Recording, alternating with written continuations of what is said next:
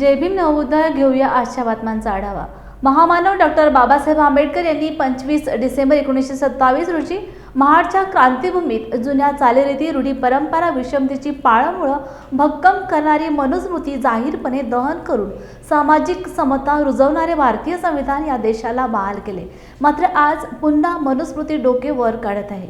मनुस्मृतीतील श्लोकांचा समावेश आल्या अभ्यासक्रमात करणाऱ्या राज्य शासनाचा निर्णयाचा आज महाडमध्ये निषेध करण्यात आला। यावेळी बौद्धजन पंचायत समितीचे सभापती रिपब्लिकन सरसेनानी आनंदराज आंबेडकर यांची प्रमुख उपस्थिती होती। महाड शहरातील छत्रपती शिवाजी महाराज चौकातून यावेळी रॅली काढत थेट महाड येथील ऐतिहासिक 14 तळ्यावर डॉक्टर बाबासाहेब आंबेडकर यांना अभिवादन करून आनंदराज आंबेडकर हे क्रांती स्तंभाजवळ दाखल झाले। त्यानंतर त्यांनी तिथे मनुस्मृतीचे दहन केले।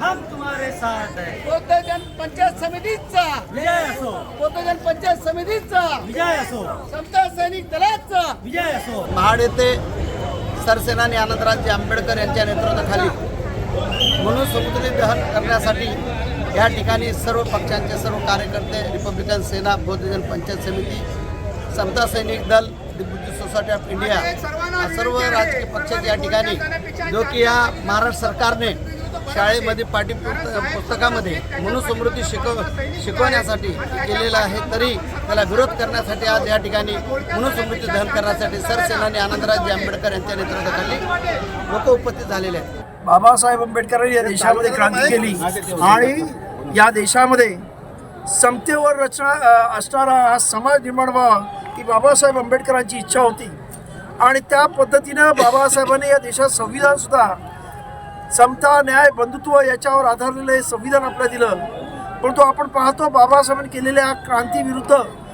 काही मनुवादी, जातीवादी मंडळींनी परत एकदा या देशामध्ये प्रतिक्रांती करण्याचा प्रयत्न केलेला आहे आणि बाबासाहेबांनी जे जे समतेसाठी केलं त्याला विरोध करण्याचा आणि परत एकदा मनुस्मृतीचं एक प्रकारे या इथे प्रस्थापित करण्याचा प्रयत्न, अघोषित प्रयत्न, या इथे पुस्तकामधून मनुस्मृतीचे श्लोक लहान मुलांना त्यांच्या पाठ्यपुस्तकामध्ये टाकून प्रत्यक्ष पद्धतीने मनुस्मृतीचा या इथे प्रस्तावित करण्याचा प्रयत्न केला जातो आणि त्याला आमचा विरोध आहे।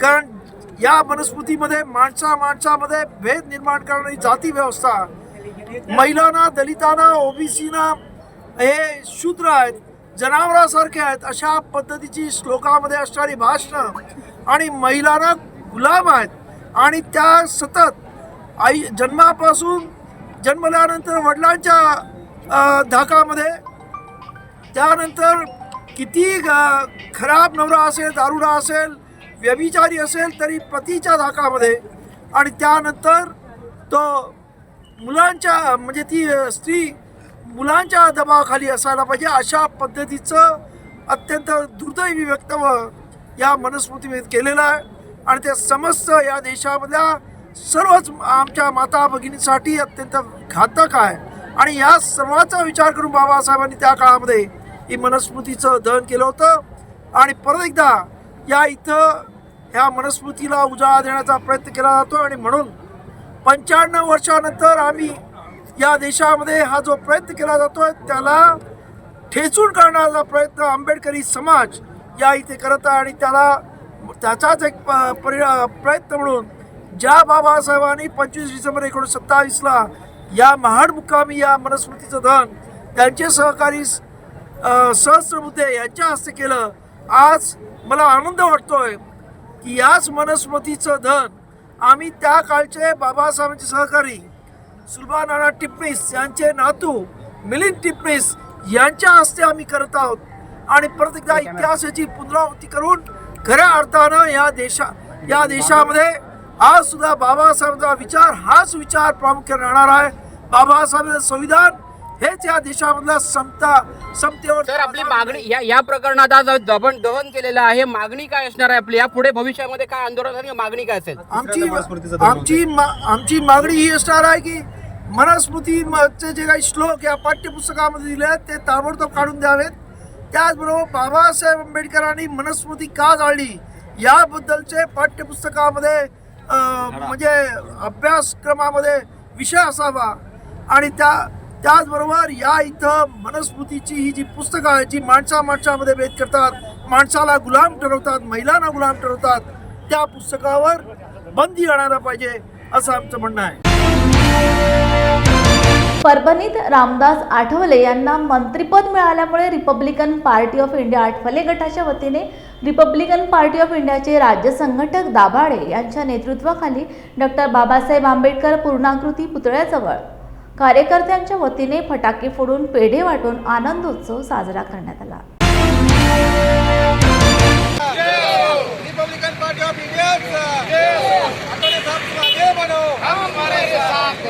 रिपब्लिकन पार्टी ऑफ इंडिया पक्षाचे राष्ट्रीय अध्यक्ष नामदार रामदास आठवले यांची तिसऱ्यांदा केंद्रीय मंत्रिमंडळात निवड झाल्याबद्दल रिपब्लिकन पार्टी ऑफ इंडिया जिल्हा शाखा परभणीच्या वतीने या ठिकाणी पेढे वाटून फटाके वाजवून बाबासाहेबांच्या पुतळ्याला हार घालून बाबासाहेब पुतळ्यासमोर सर्व पदाधिकाऱ्यांनी या ठिकाणी जमून जल्लोष करण्यात येत आहे. रिपब्लिकन पार्टी ऑफ इंडियाचे राष्ट्रीय अध्यक्ष सन्माननीय नामदार रामदासजी आठवले साहेब यांच्या स्वकर्तृत्वानं अतिशय म्हणजे वैचारिकरित्या दृष्टिकोनातून जो त्यांनी वाटचाल केली आणि तिसऱ्यांदा आज केंद्रामध्ये मंत्री होत आहेत. आता जी शपथ होणार आहे ती कॅबिनेट मंत्री म्हणून होणार आहे आणि म्हणून ही जी प्रक्रिया आहे ती समाजासाठी, कार्यकर्त्यासाठी, देशासाठी अतिशय पोषक आहे की जो नेता सर्वसामान्यांचं दुःख समजू शकतो अशा नेत्याला जर माझ्या पदावर जाण्याची संधी मिळाली तर त्याचा ते पुरेपूर फायदा घेतील आणि समाजाला बी फायदा होईल, कार्यकर्त्याला फायदा होईल, देशाला बी फायदा होईल असा खरा दृष्टिकोन आहे या पाठीमागे. रिपब्लिकन पार्टी ऑफ इंडियाचे संस्थापक अध्यक्ष रामदास आठवले यांची केंद्रीय मंत्रिमंडळात राज्यमंत्रीपद मिळाल्याबद्दल कोल्हापूर जिल्ह्यातील इचलकरंजी शहरात शहराध्यक्ष श्रीनिवास कांबळे यांच्या नेतृत्वाखाली पेढे वाटून आणि फटाक्यांची आतिषबाजी करून आनंद उत्सव साजरा करण्यात आला. यावेळी डॉक्टर बाबासाहेब आंबेडकर, पंतप्रधान नरेंद्र मोदी, रामदास आठवले यांच्या विजयाच्या घोषणाही देण्यात आल्या.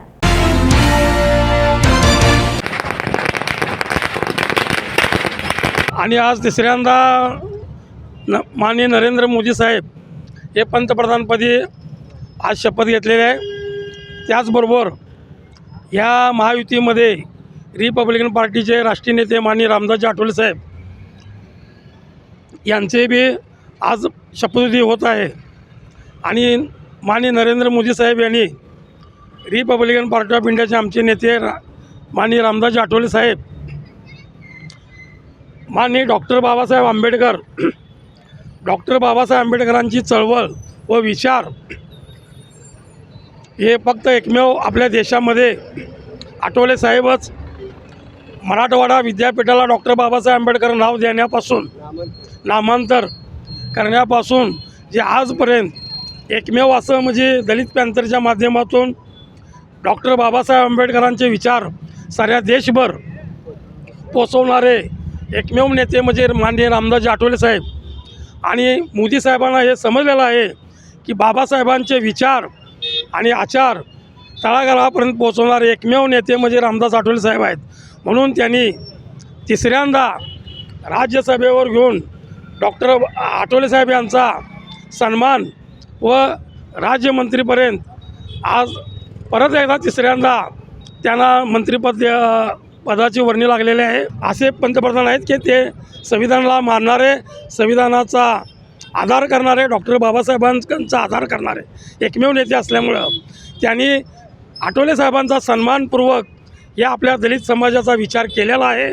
आठवले साहेबांच्या सन्मानामधून त्यांना मंत्री देण्यामधून आपल्या दलित समाज व नवबद्ध समाज व बाबासाहेबांचे विचार त्यांना जोपासणारा एकमेव नेता आठवले साहेब असल्यामुळं त्यांनी मंत्री केलेला आहे आणि आपल्या समाजाला आपल्या दलित समाजाला आपल्या बाबासाहेबांच्या विचाराला न्याय देण्याचं काम माननीय नरेंद्र मोदी साहेबांनी केलेलं आहे.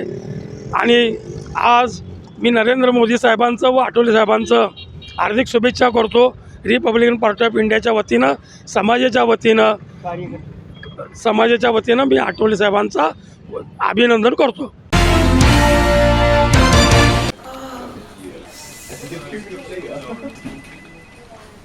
बॉस ने मीटिंग बुलाई.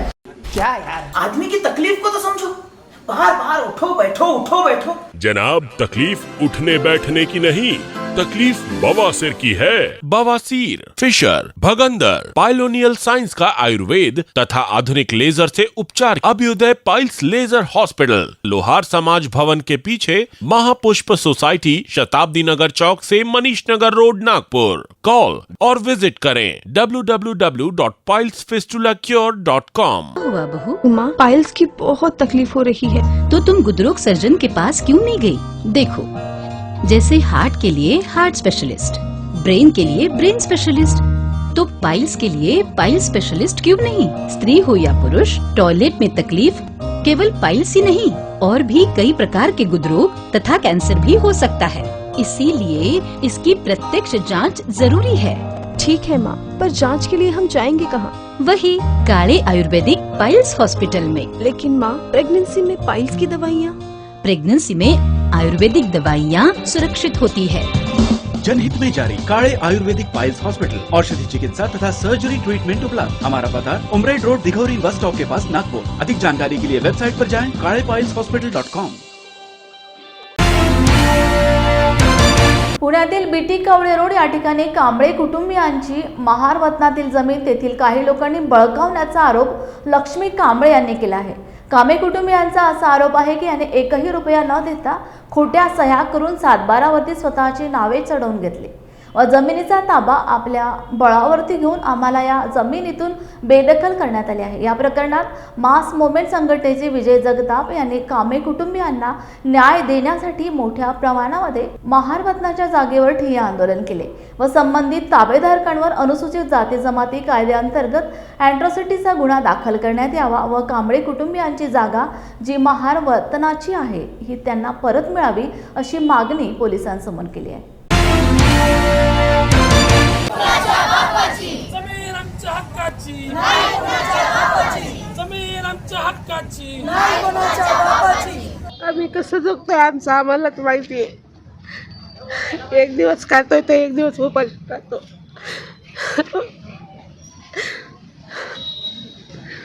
आधी एवढी जमीन असून त्याचा काही उपयोग नाही आम्हाला. 5 पैसे पण मदत भेटत नाही, काय भेटत नाही. कामधंदा नाही, काय नाही. मालक पण माझे गेले. आम्ही कसं तरी जीवन जगतोय. घरामध्ये आमच्या पाऊस आला तर नदी साठते. त्या संपूर्ण जमीन म्हणजे सासरे माझे कामाला होते फॅक्टरीमध्ये आणि इथं अर्धलीनी जमीन त्यांच्याकडं यायचे. तर जे काही शेतामध्ये पिकायचं अर्धा आम्हाला द्यायचे, अर्ध ते लोक खायचे. असं म्हणजे ह्या प्रकारे चाललं होतं. आणि नंतर आमचे सासरे वारले आणि सगळे माझे नवरा बिवरा असे सगळे मुंबईला गेले. इथं कोणच नाही राहिलं. मग ह्या लोकांनी डुप्लिकेट सह्या करून काय केलं काय हे माहीतच नाही. मग आता ही बऱ्याच वर्षापासून माझ्या आजोबांची जमीन होती आणि त्याच्यानंतर ह्या माझ्या मामी आहेत. त्यांना एकच मुलगा आहे, तो पण वेड्यासारखाच वागतो. त्या बिचाऱ्या काय करतील? त्यांच्याकडे म्हणजे ते काम नाही, काय नाही, कुठून म्हणजे धंदा नाही, काय नाही. ते खाणार काय हे करणार काय? त्यांचं घर जर बघितलं तुम्ही तर ह्या पावसाळ्यात ते घर पण पडून जाईल. त्यांचं मातीचं घर आहे आणि स्वतःची जमीन स्वतःचं सगळं काय असून सुद्धा त्या इतक्या हालाकीचे दिवस काढते. तर त्यांना न्याय मिळावा हीच आमची मागणी आहे. विषय असा आहे, हे बीटी कवळे रोड घोरपडीच्या अंतर्गत येणारं गट नंबर 74 आणि पलीकडे गट नंबर 46 असे 2 गट हे शासनाने हरिजन समाजासाठी महारवतन म्हणून उदरनिर्वाहासाठी दिलेली जमीन आहे ही सगळी. आणि याच्यावरती पूर्वी मिळालेली जमीन आहे याच्यावरती काय केलेलं आहे, मराठा समाजाने कूळ लावून घेतलेलं आहे. ज्यांना खंडानं दिलेली होती जमीन ही. या जमिनीला त्यांनी स्वतःहून अधिकाऱ्यांना हाताराशी धरून पैशाचा आणि बळाचा वापर करून त्यांनी खूळ लावून घेतलं. महारवतनाला कोणत्याही प्रकारचं खूळ लागत नाही आहे, गव्हर्नमेंटचा GR आहे. आणि शिवाय त्याच्यानंतर आम्ही कोर्टात पण गेलो होतो. कोर्टामध्ये गेल्यानंतर कोर्टाने ऑर्डर दिली तहसीलदारमार्फत की हे खूळ रद्द करा म्हणून. तर खूळ डेप्युटी कलेक्टर साहेबांची खूळ रद्द केलेली ऑर्डर असतानासुद्धा झेंडे आणि थोपटे या 2 व्यक्तींनी मराठा खूळ लावून घेतलं, पैशाचा आणि बळाचा परत एकदा वापर केला आणि शासनाला दिलेला जो काय आदेश आहे त्याला बी डावललेला आहे, त्याचा पण अवमान केलेला आहे. आणि आमच्या समाजावरती आम्ही नातेवाईकच आहे, ही माझी मावशी आहे यांची आणि सगळं या लोकांची ही आमच्या नातेवाईकांची जमीन आहे. ह्याच्यांना चोळी बांगडी देऊनसुद्धा खंडानं करत होते. नंतर चोळी बांगडी देऊनसुद्धा ही व्हाईट कलरची त्यांनी मोठी बिल्डिंग बांधलेली आहे इथं. आणि तिथं राहून उर्वरित क्षेत्रावर सुद्धा त्यांचा डोळा असल्यामुळे त्यांनी इथं हे पूर्ण क्षेत्र काबीज केलेलं आहे. आणि नंतर कलेक्टर साहेबांनी पण आहे ना ह्याचा फेर चौकशी केलेली आहे, कमिशनर साहेबांनी. त्याच्यानंतर कमिशनर साहेबांनी ऑर्डर दिली की नवीन रिग्रँट करायला सांगितलं. रिग्रँट करून आम्हाला ही जमीन महारवतनांची असल्यामुळं पूर्ण वतनदार महार लोकांची नावं दाखल करा म्हणून आदेश दिलेला असतानासुद्धा ह्या लोकांनी परत अधिकाऱ्यांच्या हाताशी धरून याच्यावरती कब्जा केलेला आहे. बरी सगळी ही प्रॉपर्टी, जिम असेल, हे वॉशिंग सेंटर असेल, बाजूला नर्सरी असेल, हे सगळं भाड्यानं देऊन त्यांनी स्वतः आता बसलेले आहे, सगळं कमवून बसलेले आहे. आणि हे लोकांना आता ही मावशी आहे शशिकला मावशी, हे मूळ वारसदार आहे, हे सातबाऱ्यावरती पण आहे. ह्यांचे सगळे सातबारे फेरफार उलटापालटी केलेले आहे यांनी. महाराष्ट्रामध्ये महाविकास आघाडीचं सरकार येऊ किंवा महायुतीचं सरकार येऊ, महाविकास आघाडी बोलते की आम्ही दलित अल्पसंख्याकाच्या बाजूने आहे, महायुती बोलते की आम्ही दलित अल्पसंख्याच्या बाजूने आहे. परंतु आज पुण्यासारख्या भागामध्ये BT कवडे रोड या ठिकाणी जे महारवतनाची जमीन आहेत, जे कांबळे कुटुंबाची जमीन आहे, ती जमीन त्यांच्याकडे छिनून ज्या लोकांना जमीन करा दिली होती, जी लोक वॉचमॅन होती, ते जमिनीचे आता मालक झालेले आहेत. जिथं म्हणजे शहरामध्ये अशी अवस्था आहे, तर मग गावाखेड्यात कशी अवस्था असेल. आम्ही पोलीस प्रशासनाला निवेदन दिले आहेत, कलेक्टरांचा आदेश आहे की यांच्या जमिनी ह्यांना देऊन टाका. परंतु शासन प्रशासन याच्यावर काही लक्ष देत नाही, यांची काही दखल घेतली नाही. म्हणून आम्ही पुणे शहरातल्या अनेक संघटना मिळून या ठिकाणी या जमिनीचा ताबा घेतलेला आहे. आमचं म्हणणं असं की कलेक्टर साहेबांनी स्वतः इथं आलं पाहिजे आणि या कांबळे कुटुंबाला जी महारवतनाची जमीन आहे त्यांना दिली पाहिजे. आणि जे जातीवादी जे लोक आहेत त्यांच्यावर ॲट्रॉसिटीसारखे गुन्हे दाखल झाले पाहिजे, त्यांना अटक झाली पाहिजे. जोपर्यंत कांबळे कुटुंबाला न्याय मिळणार नाही तोपर्यंत आम्ही जमीन सोडणार नाही.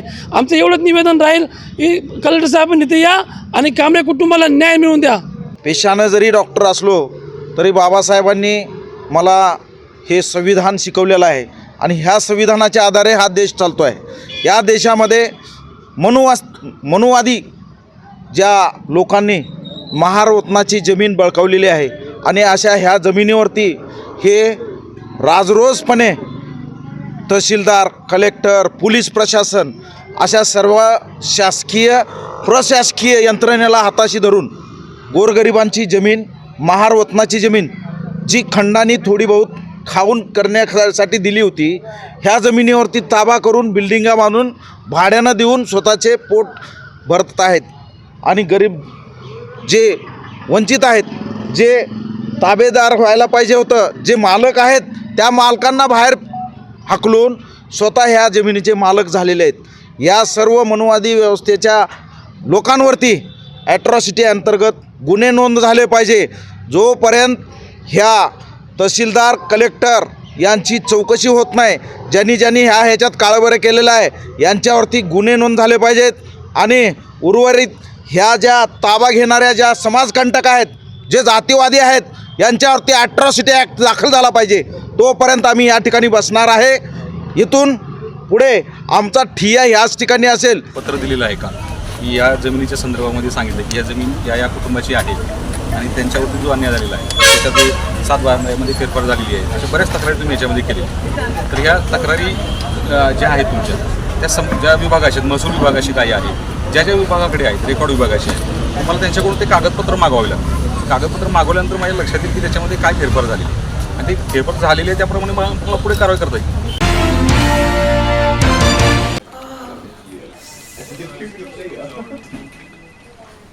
बॉस ने मीटिंग बुलाई. क्या यार, आदमी की तकलीफ को तो समझो. बाहर बाहर उठो बैठो, उठो बैठो. जनाब, तकलीफ उठने बैठने की नहीं, तकलीफ बवासीर की है? बवासीर, फिशर, भगंदर, पाइलोनियल साइंस का आयुर्वेद तथा आधुनिक लेजर से उपचार। अभ्युदय पाइल्स लेजर हॉस्पिटल, लोहार समाज भवन के पीछे, महापुष्प सोसाइटी, शताब्दी नगर चौक से मनीष नगर रोड, नागपुर। कॉल और विजिट करें www.pilesfistulacure.com। हुआ बहू? माँ, पाइल्स की बहुत तकलीफ हो रही है। तो तुम गुदरोग सर्जन के पास क्यों नहीं गई? देखो, जैसे हार्ट के लिए हार्ट स्पेशलिस्ट, ब्रेन के लिए ब्रेन स्पेशलिस्ट, तो पाइल्स के लिए पाइल्स स्पेशलिस्ट क्यों नहीं? स्त्री हो या पुरुष, टॉयलेट में तकलीफ केवल पाइल्स ही नहीं, और भी कई प्रकार के गुदरोग तथा कैंसर भी हो सकता है। इसीलिए इसकी प्रत्यक्ष जांच जरूरी है। ठीक है माँ, पर जांच के लिए हम जाएंगे कहाँ? वही काले आयुर्वेदिक पाइल्स हॉस्पिटल में। लेकिन माँ, प्रेगनेंसी में पाइल्स की दवाइयाँ? प्रेगनेंसी में आयुर्वेदिक दवाइयाँ सुरक्षित होती है। जनहित में जारी काले आयुर्वेदिक पाइल्स हॉस्पिटल, औषधि चिकित्सा तथा सर्जरी ट्रीटमेंट उपलब्ध। हमारा पता उमरेड रोड, दिघौरी बस स्टॉप के पास, नागपुर। अधिक जानकारी के लिए वेबसाइट पर जाएं kalepileshospital.com। अखिल भारतीय गुरु रविदास समता परिषद या राजकीय सामाजिक संघटनेचे संस्थापक अध्यक्ष चंद्रप्रकाश देगलूरकर यांच्या अध्यक्षतेखाली व्यापक स्वरूपाची बैठक घेण्यात आली। या बैठकीत लीडकॉमची कर्ज प्रकरणे दाखल करण्यासंबंधी समाजात जनजागृती करणे, 10वी 12वी व नीट परीक्षेतील गुणवंत विद्यार्थ्यांचा सत्कार करणे, गुरु रविदास स्मारक व तरोडा नाका येथील चौकास गुरु रविदास यांचे नाव द्यावे या आदी विषयांवर चर्चा करण्यात आली। या महत्त्वपूर्ण बैठकीला जिल्हा सल्लागार नारायण वाघमारे, जिल्हा महासचिव प्रकाश कांबळस्कर यांच्यासह युवा कार्यकर्ते विनोद गंगासागरे, सुरेश वाघमारे, बालाजी टोंपे उपस्थित होते। मी गंगाधर गंगासागरे, अखिल भारतीय गुरु रविदास समता परिषदेचा जिल्हाध्यक्ष म्हणून काम करतो आणि आज आपल्या नांदेड शहरामध्ये एक महत्त्वपूर्ण बैठक संपन्न झालेली आहे। आजच्या बैठकीसाठी अखिल भारतीय गुरु रविदास समता परिषदेचे संस्थापक अध्यक्ष सन्माननीय चंद्रप्रकाश देगलूरकर साहेब यांच्या अध्यक्षतेखाली आज व्यापक अशी बैठक झालेली आहे आणि या बैठकीमध्ये असं ठरलेलं आहे की आपल्या नांदेड शहरामध्ये गुरु रविदास चौक असं या ठिकाणी म्हणजे तरोडा चौकाला नाव मिळालं पाहिजे अशी आमची एक भूमिका आहे। त्याचबरोबर नुकताच 10वी आणि 12वीचा निकाल जो लागलेला आहे, आमच्या समाजातील किंवा बहुजन समाजातील सर्व गुणवंत विद्यार्थ्यांचा सत्कार देखील त्यांचा झाला पाहिजे। नुकतंच नीटचा देखील निकाल लागलेला आहे। अगदी म्हणजे गुणवंत विद्यार्थी जे आहेत त्यांना कुठंतरी त्यांच्या पाठीवर थाप मारण्याचं कार्य दरवर्षी अखिल भारतीय गुरु रविदास समता परिषदेच्या माध्यमातून केलं जाते आणि यावर्षी देखील हा कार्यक्रम झाला पाहिजे अशी आमचं मानस आहे। दुसरी गोष्ट, गुरु रविदासजी महाराज यांचं स्मारक आपल्या या नांदेड शहरामध्ये झालं पाहिजे। या ठिकाणी सुवर्ण मंदिर गुरुद्वारा या ठिकाणी आहे, जगामधून पूर्ण या ठिकाणी भक्त येत असतात आणि या ठिकाणी गुरु रविदासजी महाराज यांचं स्मारक झालं पाहिजे यासाठी देखील आम्ही प्रयत्न करणार आहोत। गुरुद्वारा बोर्डाचे जे अध्यक्ष आहेत या ठिकाणचे, त्यांना आम्हाला भेटायचं आहे। आमच्या शिष्टमंडळ काही दिवसामध्ये लगेच आम्ही भेटणार आहोत आणि स्मारक झालं पाहिजे यासाठी आमचा प्रयत्न राहील। दुसरी गोष्ट जे आहे लीडकाम, जे की चर्मोद्योग आर्थिक विकास महामंडळ आहे, तर या महामंडळाच्या माध्यमातून आमच्या समाजाला या ठिकाणी कर्ज वितरण केलं जाते, परंतु या कर्ज वितरण करीत असताना त्यांनी बऱ्याचशा काही जाचक अटी घातलेल्या आहेत। ह्या अटी देखील म्हणजे शिथिल झाल्या पाहिजे, जे की आमचा समाज गरीब समाज आहे त्यांना म्हणजे अटीची पूर्तता करू शकत नाहीत। जे की कोणाला समजा 10 लाखाचं कर्ज पाहिजे असेल तर त्यांनी त्या ठिकाणी 50% देखील म्हणजे देत नाही, तर हे म्हणजे तो प्रश्न तडीस गेला पाहिजे। तर यासाठी देखील आमचा प्रयत्न राहील। हे बरेचसे काही म्हणजे एक लोकहिताचे मुद्दे घेऊन आज आम्ही या बैठकीचं या ठिकाणी आयोजन केलं होतं। ही बैठक या बैठकीला अखिल भारतीय गुरु रविदास समता परिषदेचे संस्थापक अध्यक्ष चंद्रप्रकाश देगलूरकर साहेब यांनी देखील मार्गदर्शन केलं आहे। त्याचबरोबर या ठिकाणी आज आजच्या बैठकीला सन्माननीय नारायणराव वाघमारे साहेब यांचं देखील या ठिकाणी मोलाचं मार्गदर्शन झालेलं आहे।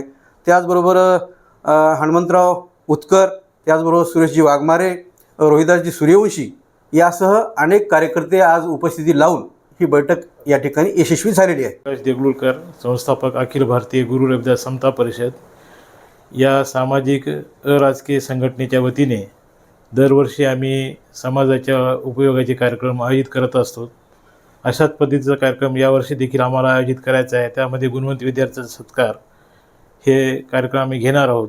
त्याबरोबरच गुरु रविदासांचं चौक निर्माण झालं पाहिजे नांदेड शहरामध्ये, गुरु रविदासाचं स्मारक झालं पाहिजे आणि लीडकॉमच्या वतीनं जे काही कर्ज समाजाला देण्यात येते त्यासाठी भरपूर अशा अटी शासनाने टाकलेल्या आहेत, तर या अटी शिथिल करण्यात याव्यात.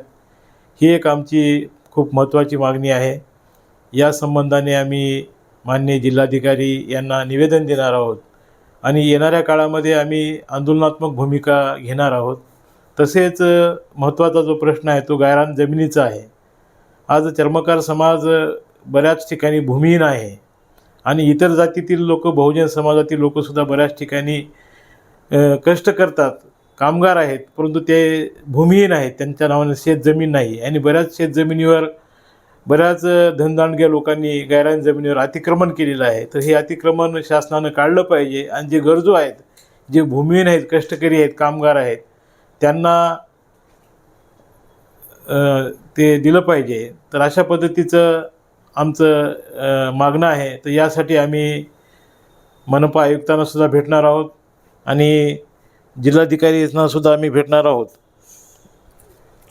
आणि या संबंधाने लवकरच एक शहरामध्ये मोठ्या प्रमाणामध्ये धरणे आंदोलन आम्ही करणार आहोत. या आमच्या संघटनेच्या सर्व कामामध्ये लॉर्ड बुद्धा TV चॅनल हा नेहमी सहभागी असतो. त्याबद्दल आम्ही त्यांचेसुद्धा खूप आभारी आहोत. आम्हाला येणाऱ्या काळामध्ये जी आंदोलनात्मक भूमिका आहे त्यामध्ये देखील आपल्या सहकार्याची आमच्या अपेक्षा आहे आपल्याकडून. देशभरातील ग्राहकांना स्मार्ट मीटरद्वारे विद्युत पुरवठा करण्याचे धोरण म्हणून केंद्र सरकारने आणले आहे. या अनुषंगाने राज्यात स्मार्ट प्रीपेड मीटर बसवण्यासाठी सर्वेक्षण झाले, मात्र हे मीटर बसवण्यासाठी तब्बल 27,000 कोटी रुपयांचे टेंडर काढण्यात आले. या माध्यमातून आगाऊ पैसे भरून महावितरणचे खाजगीकरण करण्याचा डाव असल्याचा आरोप आम आदमी पार्टीचे संघटन सचिव संदीप देसाई यांनी पत्रकार परिषदेत केला आहे. जवळपास 40,000 कोटीचा घोटाळा आहे. तसं बघायला गेलं तर वर जर आपण बघितलं तर याच्यामध्ये आकडेवारी स्पष्टपणे दिसून येते. सध्या महाराष्ट्र सरकारनं प्रीपेड मीटर, त्याला गोंडस नाव दिले स्मार्ट मीटरचं, तर प्रीपेड मीटर या वीज वापरणाऱ्या ग्राहकांवर सक्तीचं केलेलं आहे आणि जे वीज वापरणारे ग्राहक आहेत अशांची संख्या जवळपास 2.25 कोटीच्या आसपास, जे 20 kVच्या खाली वीज वापरतात, तर अशांची संख्या जवळपास 2.25 कोटीच्या आसपास आहे. आणि या 2.25 कोटीच्या ग्राहकांच्या वर दरडोई 12,000 प्रमाणे प्रीपेड मीटरची किंमत बसून 27,000 कोटी रुपयाचं प्रीपेड मीटर खरेदी करणं आणि 12 ते 13,000 कोटीमध्ये त्याची जोडणी करून देणं, असा 40,000 कोटीचा मोठा घोटाळा आहे, मोठा स्कॅम आहे. आत्तापर्यंत जर विद्युत ग्राहक कायदा बघितला आपण तर त्याच्यामध्ये स्पष्टपणे दिसून येते आपल्याला की मीटर कुठलं बसवायचं हे ऐच्छिक आहे. साधारणपणे मार्केटमध्ये 1,500 रुपयेपासून 4-4,500 ते जास्तीत जास्त 5,000 पर्यंत मीटरची अवेलेबिलिटी आहे. 5,000 रुपयेपर्यंत सगळ्यात चांगलं मीटर आपल्याला अवेलेबल होते. असं असताना 12,000 रुपयाचं मीटर या राज्य सरकारनं आपल्या डोक्यावर मारलेलं आहे आणि याच्या विरोधात आम आदमी पार्टी संपूर्ण महाराष्ट्रभर आंदोलन छेडणार आहे. कारण आम्हाला स्पष्टपणे सांगायचं आहे, आम्ही स्वतः MSEBचे ग्राहक आहोत, आमचे वडील MSEBचे ग्राहक होते, आमचे आजोबा MSEBचे ग्राहक होते, इव्हन आमची मुलंसुद्धा MSEBचे ग्राहक असणार आहे. म्हणजे 4-4 पिढ्या ज्या कंपन्यांच्या बरोबर आम्ही चांगल्या पद्धतीनं काम केलंय, त्यांची बिलं दिलेत, ती आता आमच्याकडनं ॲडव्हान्स घेणार. जर आता MSEBचं आपण काम बघितलं तर महिनाभर वीज वापरली, पुढच्या 21 दिवसामध्ये त्याचं बिल भरायचं, 15-20 दिवसामध्ये आर्थिक अडचण असेल तर आपल्याला एक्सटेन्शन मिळतं. म्हणजे आज वापरलेली विजेचं बिल महिनाभर नंतर भरायची सवलत होती, ती आता काढून घेतली जाते. आज जर बिल वापरायचं असेल तर पहिला ॲडव्हान्स भरा आणि मग तुम्ही वीज वापरा. ज्यावेळी तुमचा ॲडव्हान्स संपेल त्यावेळी तुमचं कनेक्शन कट होणार. अशा पद्धतीचं हे धोरण लोकशाहीला मारक आहे, सर्वसामान्य लोकांना मारक आहे आणि याच्या विरोधात आम आदमी पार्टी संपूर्ण महाराष्ट्रामध्ये यंदा पुकारते. उद्या आम्ही MSEBच्या महावितरणच्या मुख्य कार्यालयासमोर जाऊन आम्ही या संदर्भातलं निवेदन देणार आहे. ही जी काही प्रीपेड मीटरची शक्ती आहे ही तातडीनं तुम्ही थांबवा आणि त्याचबरोबर आम्ही राज्य सरकारला सुद्धा इशारा देतोय, येणाऱ्या अर्धा दिवसामध्ये अशा पद्धतीचा हा जो काही कायदा आहे हा तुम्ही रद्द करा, अन्यथा तुमच्या विरोधात आम्ही उग्र आंदोलन करू, असा इशारा मला या पत्रकारांच्या तुमच्या माध्यमातून, मीडियाच्या माध्यमातून मला सरकारला द्यायचा आहे. जय हिंद. परभणी शहरातील वसमत रोडवरील सावली विश्रामगृह येथे लोककलावंत सांस्कृतिक सेल आणि लोककलावंत सांस्कृतिक मंचतर्फे बैठक आयोजित केली होती. या बैठकीसाठी लोककलावंत सांस्कृतिक सेलचे महाराष्ट्र अध्यक्ष सांस्कृतिक सुप्रसिद्ध शाहीर विष्णू शिंदे यांच्या मार्गदर्शनाखाली कलावंतांची बैठक संपन्न झाली. यावेळी अध्यक्ष विष्णूजी शिंदे यांनी लोक कलावंतांच्या विविध प्रश्नांवर चर्चा करून कलावंतांना संघटनेमध्ये सामील करून त्यांचे प्रश्न सोडवण्याचे यावेळी भाषणात सांगितले. सर्व जाती धर्माच्या कलावंतांना सोबत घेऊन त्यांच्या विविध प्रश्नांवर चर्चा करण्यात आली. बैठकीसाठी बाहेर आलेले नांदेडचे शाहीर जमदाडे शाहीर DR इंगळे प्रदेशाध्यक्ष व परभणी जिल्ह्यातील सर्व कलावंत यावेळी उपस्थित होते. क्रांतीवीर महात्मा ज्योतिराव फुलेंचा, क्रांतीवीर महात्मा ज्योतिराव फुलेंचा, राजर्षी शाहू महाराजांचा, राजर्षी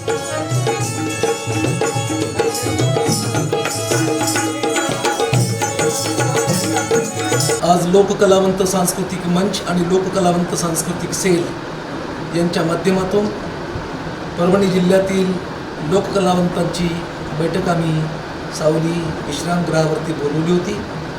या बैठकीला तमाम सर्व तालुक्यातले कलावंत आणि मराठवाड्यातल्या इतर जिल्ह्यातले सुद्धा कलावंत उपस्थित होते.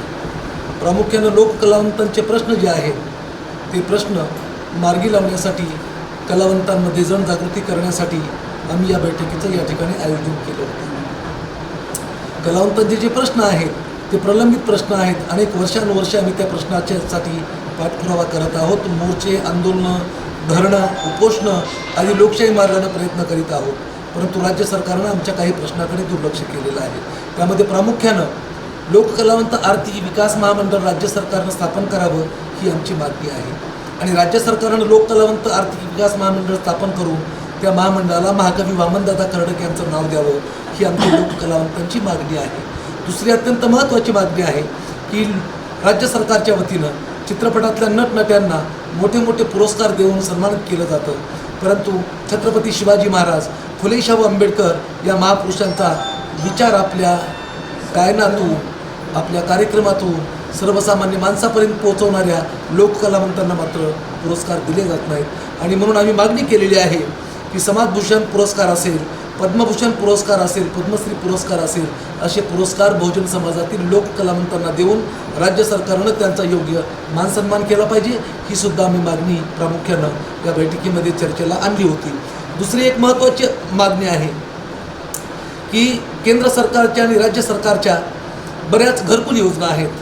मग ती इंदिरा आवास योजना असेल, रमाबाई आवास योजना असेल, ह्या सगळ्या सरकारी घरकुल योजनेमध्ये राज्य सरकारनं लोककलावंतांसाठी 10% राखीव कोटा ठेवावा ही सुद्धा आमची मागणी आहे.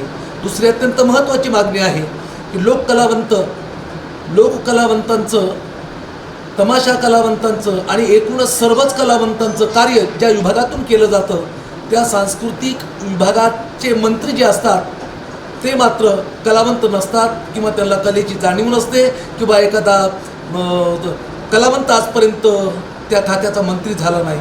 आणि म्हणून आमच्या संघटनेने ही मागणी केलेली आहे की लोककलावंत सांस्कृतिक खात्याचा मंत्री हा लोककलावंत झाला पाहिजे, एखादा शाहीर झाला पाहिजे, ही आमची प्रामुख्यानं मागणी आहे. आणि या सगळ्या मागणींसाठी येणाऱ्या काळामध्ये लोककलावंत सांस्कृतिक मंच आणि लोककलावंत सांस्कृतिक सेलच्या वतीनं संपूर्ण महाराष्ट्रामध्ये आम्ही मोठं आंदोलन उभारणार आहोत.